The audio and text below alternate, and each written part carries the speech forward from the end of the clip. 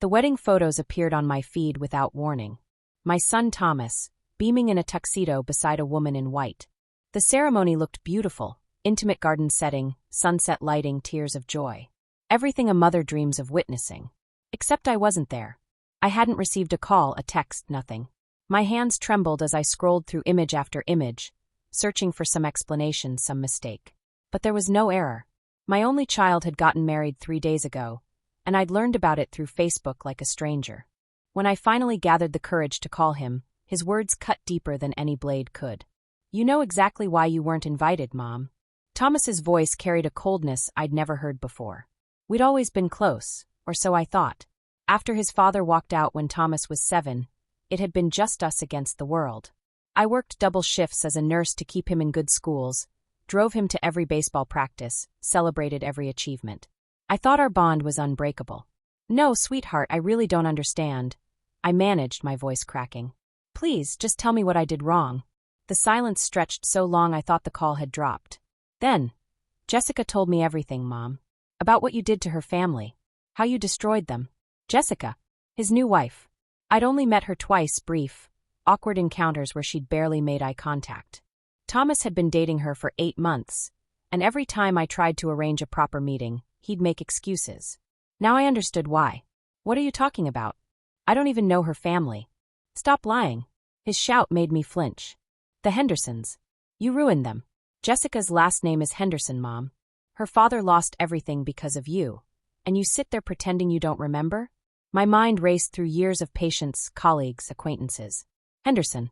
The name stirred something distant, something I'd buried.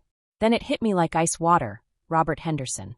But that was 15 years ago, and the situation was nothing like whatever Jessica had told Thomas. I remembered Robert Henderson clearly now. He'd been a patient at County General where I worked, back when Thomas was still in middle school. Robert came in for a routine procedure, gallbladder removal, and I was assigned to his post-op care. Everything went smoothly until his second night, when he started showing signs of internal bleeding.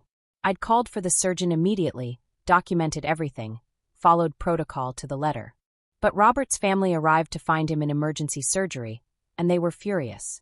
They blamed everyone, the surgeon, the hospital, and especially me, the nurse who'd been monitoring him. They threatened lawsuits, wrote scathing reviews, even showed up at the hospital demanding I be fired. The investigation cleared me completely. The bleeding was a known complication, and my quick response had likely saved Robert's life. But his family never accepted it. They wanted someone to blame for their fear and trauma, and I became their target. "Thomas, listen to me," I said, fighting to keep my voice steady. "Robert Henderson didn't lose anything because of me. He had a complication during surgery. I helped save his life." "That's not what Jessica said. She said you were negligent. That you were drunk on duty and nearly killed her father. That your carelessness cost them hundreds of thousands in medical bills and destroyed their family business." "That's absolutely false. I was investigated, Thomas. Everything was documented. I was cleared of any wrongdoing." "Oh, I'm sure you covered your tracks well enough." His words dripped with contempt. After the call ended, or rather, after Thomas hung up on me, I sat in my kitchen staring at nothing. How had this happened? How had Jessica spun such an elaborate lie? And why hadn't Thomas even given me a chance to defend myself? I opened my laptop and started searching. Jessica Henderson's social media was locked down tight, but I found her father's page easily enough. Robert Henderson, owner of Henderson and Sons Construction. The business appeared to be thriving, new projects, expansion announcements, awards. Hardly the picture of a ruined family. Digging deeper, I found Jessica's mother, Patricia. Her page was public, filled with photos of luxury vacations, their sprawling home, Jessica's elaborate wedding. In one caption, Patricia gushed about her daughter, overcoming such hardship to find true love.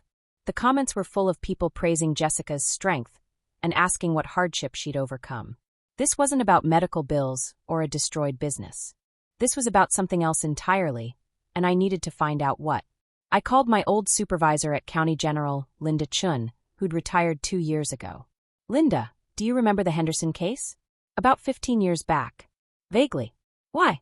After I explained the situation, Linda was quiet for a moment. "Claire, I hate to say this, but I remember something odd about that family. After Robert recovered, his wife kept calling the hospital. Not about complaints, she wanted information about you. Your schedule, your personal details. We shut it down, obviously, but it was strange. Almost obsessive. Why would she want information about me? I never figured it out. Maybe you should find out. The next morning, I drove to Henderson and Sons Construction. The receptionist initially refused to let me see Robert, but I was prepared. Tell him Claire Morrison is here about his daughter's wedding. Tell him I have documents from County General Hospital that might interest the press. It was a bluff, but it worked. Within minutes, I was being escorted to Robert's office.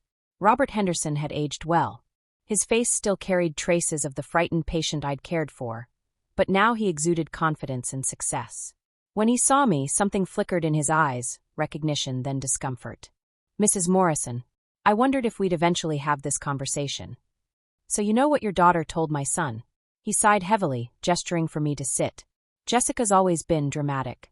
After my surgery, she was young, only 9 years old. She overheard Patricia and me arguing about the medical bills, about how scared we'd been. Kids process trauma differently. Your daughter told my son I was negligent, that I was drunk on duty, that I destroyed your family. Robert's face reddened. That's absurd. You saved my life. I've always known that. But Patricia. He trailed off, looking uncomfortable. What about Patricia? My wife took the whole situation very hard. She became paranoid about hospitals, doctors, nurses. And she fixated on you specifically. I don't know why. Maybe because you were there when she received the worst news of her life. Or maybe because facing her own fear was too difficult. She needed a villain. Robert continued, his discomfort growing. After I recovered, Patricia would talk about you. At first, it was just processing her trauma. That nurse should have caught it sooner, things like that. But it escalated. She'd look you up online, drive by the hospital hoping to see you. I thought she'd gotten over it years ago. But she didn't. She told Jessica her version of events, and Jessica believed it. I'm afraid it's worse than that. Robert pulled out his phone, scrolling through messages. Jessica sent me this last week.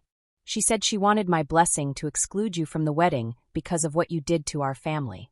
I told her the truth, Claire. I explained exactly what happened, showed her the hospital's investigation report, everything. He handed me his phone. The message thread was extensive. Robert had clearly spent considerable time explaining the medical facts, the investigation, even the final report that commended my quick thinking. Jessica's responses grew increasingly hostile, accusing her father of being manipulated and defending his abuser. The final message from Jessica read, I don't care what some biased hospital report says. Mom told me the truth, and I believe her. Thomas deserves to know what kind of woman raised him. We're done discussing this. She chose her mother's delusion over reality, I whispered. Patricia's convinced herself of a narrative that protects her from the real terror of almost losing me. And she's convinced Jessica too. I'm so sorry. I should have addressed this years ago.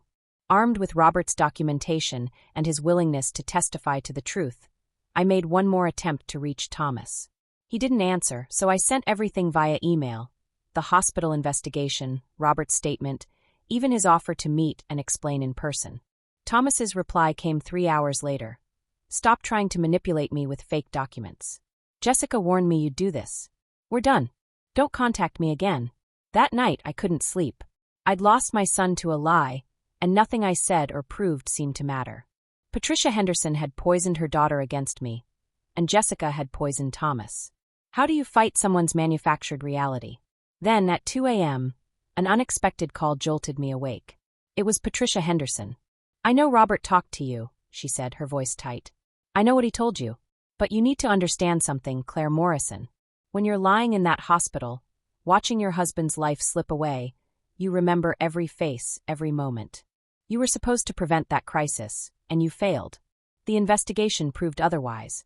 Investigations can be bought. Records can be falsified. But a mother's instinct? That can't be corrupted. I know what I know.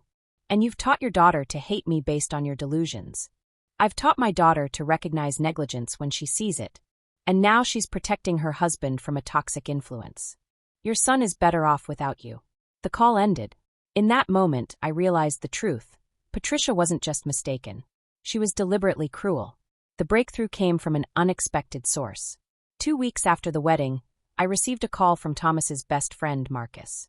We'd always been close. I'd treated him like a second son throughout high school and college. Mrs. M, you need to see this, Marcus said, his voice urgent. Can I come over? When he arrived, he had his laptop open to a private Instagram account. This is Patricia Henderson's Finsta, her secret account. Jessica doesn't know I found it, but some mutual friends follow it. What I saw made my blood run cold. Posts dating back months, chronicling Patricia's campaign against me. Photos of me leaving work with captions like, "The nurse who almost killed my husband still works here. Unbelievable." Screenshots of my public Facebook posts with mocking commentary. Most chilling were the detailed instructions to Jessica about handling the Thomas situation. Specific phrases to use, emotional manipulation tactics, even suggestions for isolating him from me. One post read, Phase 3 complete. Jay convinced T to cut off the Morrison woman without even having a confrontation. My daughter is a natural at this. The woman who hurt our family will finally feel the pain she caused us. This wasn't delusion. This was calculated revenge. Marcus, can you send this to me? All of it. Already done. Mrs. M, there's something else. Thomas has been different lately. Withdrawn. I think Jessica's controlling more than just his relationship with you. I now had everything I needed, but I also understood that showing Thomas evidence of his wife's manipulation wouldn't be enough. He'd built his new identity around Jessica's narrative. Destroying that would destroy him too. I needed a different approach. The intervention happened at Marcus's apartment, under the guise of a casual hangout. But Marcus had invited Thomas's other close friends, people Jessica hadn't successfully isolated him from yet, and Robert Henderson, who'd agreed to tell his daughter's husband the truth face to face. When Thomas arrived and saw me sitting there with his father-in-law, his face went pale. But before he could leave, Robert spoke. "Son, sit down. There's something you need to hear, and it's going to be difficult." What followed was an hour of revelations. Robert explained the medical reality, showed the documentation, and then, in the moment that changed everything, he revealed Patricia's secret account, her manipulation campaign, and finally, his own suspicion that Jessica had married Thomas specifically because I was his mother. "She talked about you before she even met you," Robert said quietly. "She'd found you online, learned about your son, saw an opportunity. I thought it was just coincidence when they started dating, but now..." Thomas's face crumbled as the reality settled over him. The woman he'd married had built their entire relationship on a foundation of manufactured hatred. 6 months later, Thomas and I sat together at my kitchen table. The same table where I'd received that devastating phone call.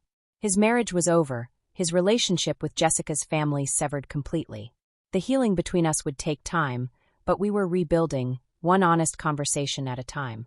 "I'm sorry, Mom," he said for the 100th time. "I should have listened. You loved someone who lied to you. That's not your fault." As for Patricia and Jessica Henderson, the exposure of their manipulation campaign had consequences neither anticipated. Sometimes justice isn't about revenge. It's simply about the truth finally coming to light. This is the story of what happens when the invisible daughter refuses to stay silent anymore. Comment below if you've ever had your work stolen or been called a failure by people who never saw your worth. And if this story resonated with you, hit that like button and subscribe for more real stories about truth, justice, and finally being seen.